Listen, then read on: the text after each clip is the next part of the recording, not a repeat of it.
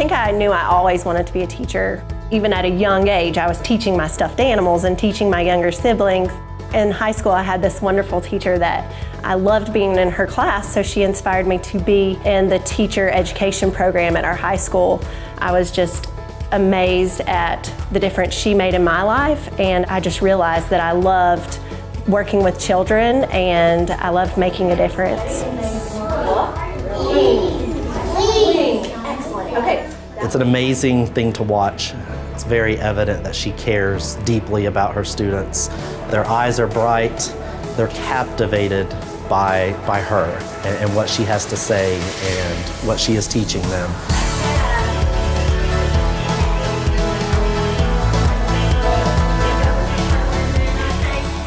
I take it very personally that I want them to love to learn and I want them to want to come to school. I really try hard to build relationships with my kids. I really try hard to build trust with them, and I want to be that person that they can count on. She is truly a mama bear. She will come in my office and advocate for what is best for her students, and that is one of the many things that I appreciate about her. My oldest daughter, when she was born, she had lots of complications and lots of things that the doctor said she would never be able to do. And I have had to fight for her. I've had to tell the doctors, yes, she can do this. Yes, she will do this. I think I've taken that into the classroom with me, and I want my students to know that I'm on their side, and I want their parents to know that I have their child's best interests at heart. I want my students to feel confident. I want them to feel like they can do whatever they set their mind to. And I want them to look back on first grade and think that was the best year of school that I've ever had.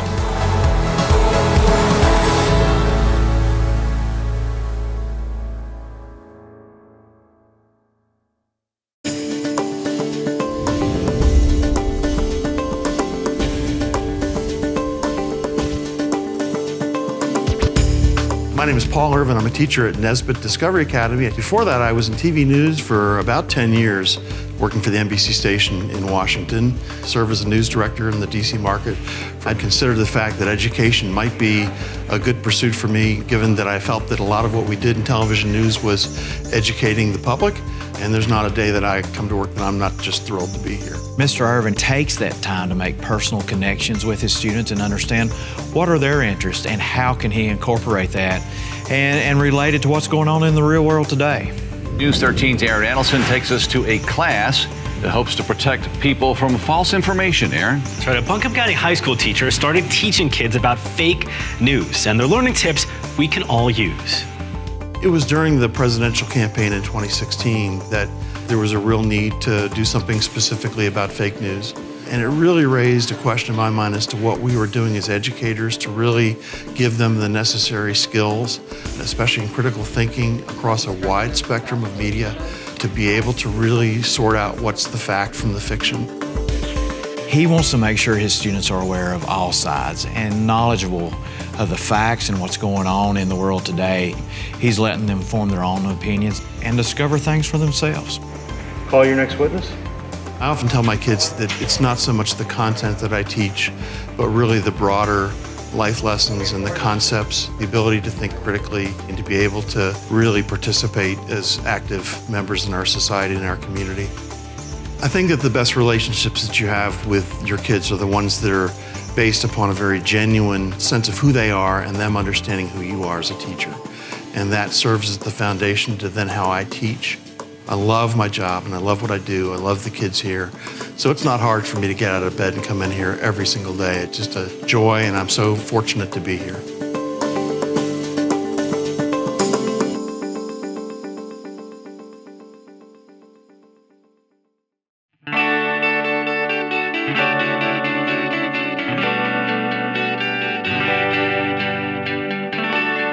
I grew up poor in a not educated family, and I had zero idea that I could even go to college.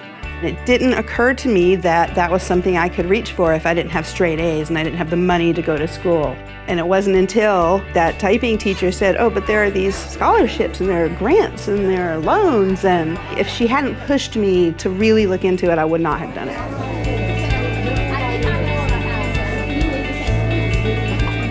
I tell my students, you have to know what your options are to be able to choose what it is you're going to do. Don't ever, ever put yourself in a situation where you don't have that choice. Krista is very passionate about student success. The students know that she cares about them and that she wants them to learn. She's very clear that they're there for a purpose. This is our family of learners. And at the beginning of the year, we start with an identity unit. And part of that unit is creating a square, a piece of paper square. And they can color it, they can collage it, they can do whatever they want because it's about them. For instance, there's a goat. And I love to be able to sit down with a kid and go, why'd you put that goat on there? And then they'll tell me something, you know, like, oh, I have 13 baby goats and I live on a farm. And suddenly I know so much more. She isn't afraid to allow people to see who she really is. And so when students see that you're genuine and that you are who you say you are and that you do really care and that it's not an act, then they're willing to open up. We are all connected. And so when we put all those pieces together and we make that quilt and we say, this is our family, we look at those squares and they're all so different, but they're all fitting together and they all make this one giant piece of us. My hope for my students is that they leave here loving themselves more than they did when they got here so that they can go out and make the world a better place. I mean, I'm that naive, idealistic teacher. I'm trying to change the world.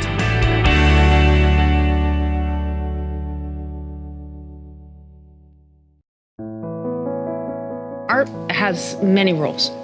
It can be therapeutic. It can be something that gives you feelings of success. It promotes questions that kids will ask throughout their lives in other ways. So they become curious. They want to know more. And we get deep. I mean, we talk about deep things, but not always verbally. It's through an artistic language. So art allows kids to give meaning and to give an external presence to something that they're feeling inside. In my classroom, I think that I give them a space where they get to do things they don't get to do anywhere else. Giving kids the tools is really what this is all about for her. And she tries to and does explore as many different genres and ideas as she can. We really paint, we really work in clay, we collage, we do mixed media, we do sculpture, we do paper mache, we get into it. She sees more opportunity than she does a boundary. There is more possible than isn't possible. And boy, what a great way to think. And what a great way to teach children how to think. What I feel is successful is when they're interacting with each other and they're talking in terms of art and the language of art and the vocabulary of art and their feelings and what they're trying to achieve. And they really are tapping into this thing that I'm not defining for them what art is, but they're defining for themselves. I honestly love to teach. I love what I do. When I can bring that joy back to my students and they can realize that they can know the world through art and they can know themselves through art and they can learn how to be creative, that is where I can blend my love for teaching and working with children with my love of art.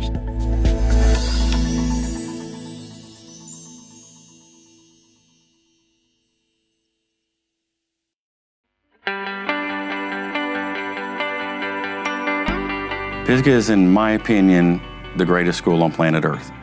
All of the teachers, all of the support staff, everyone is all in. We're going to do whatever it takes, small or large, to make sure that all of our kids are being shown love, consistency, safety, and acquiring a valuable education.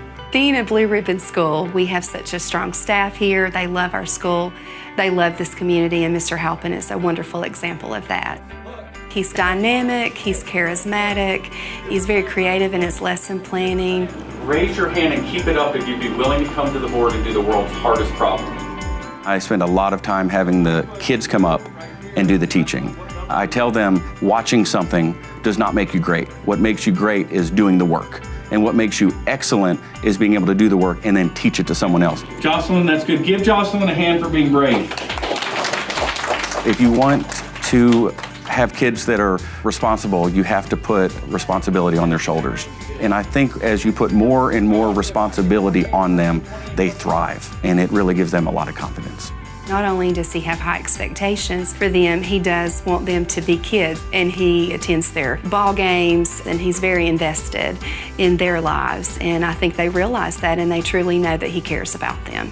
I want kids to know that there is a world out there that is difficult, and if they want something, they have to go out and work for it.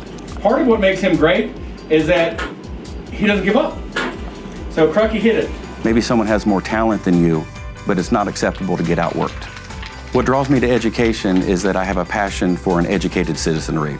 I want to push all of my kids to their individual limit and to see how much of their potential they can reach. We want to send them out into the world proud of where they came from and to go on and do great things.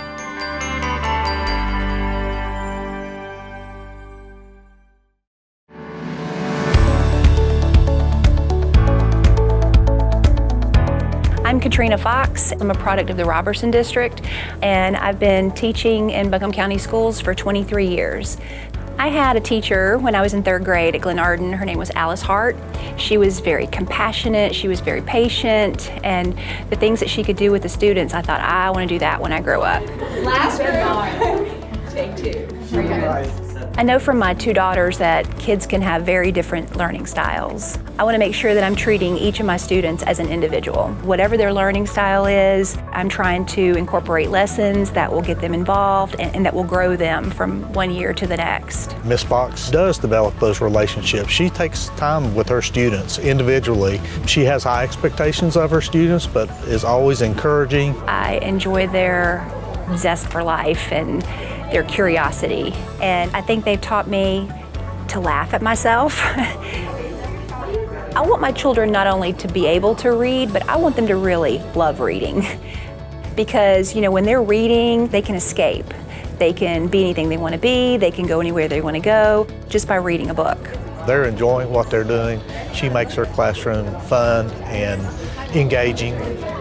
At Valley Springs, we do service-based learning. We have, in 7th grade, we have what's called the 7x7 project, and every student is required to do 7 hours of community service. Ms. Fox is very involved with her students outside the classroom. She is one of the key players in our 7x7, and I really think that is perhaps the most outstanding undertaking we do at this school. We want to make these children know that they're not just students at Valley Springs, but they're part of a bigger community and part of a bigger world.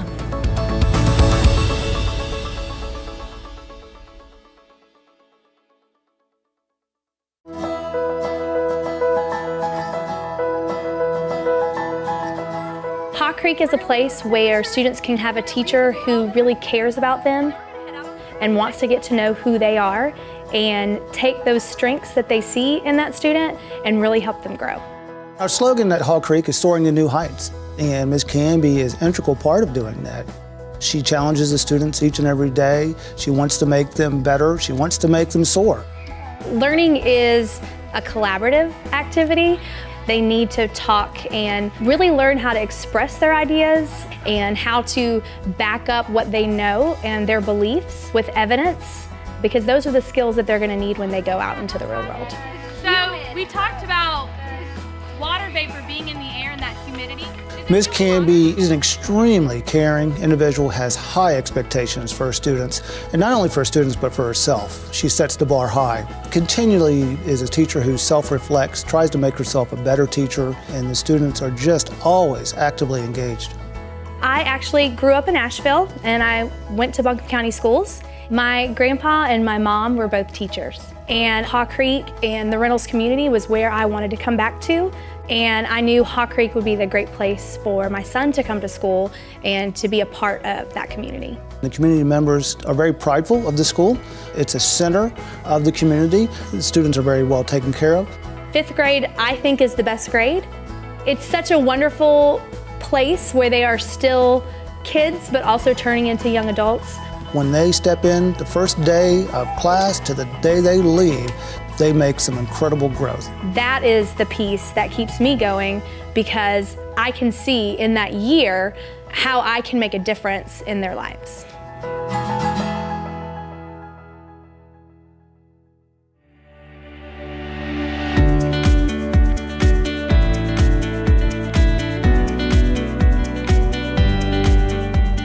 can't believe I actually did not cry.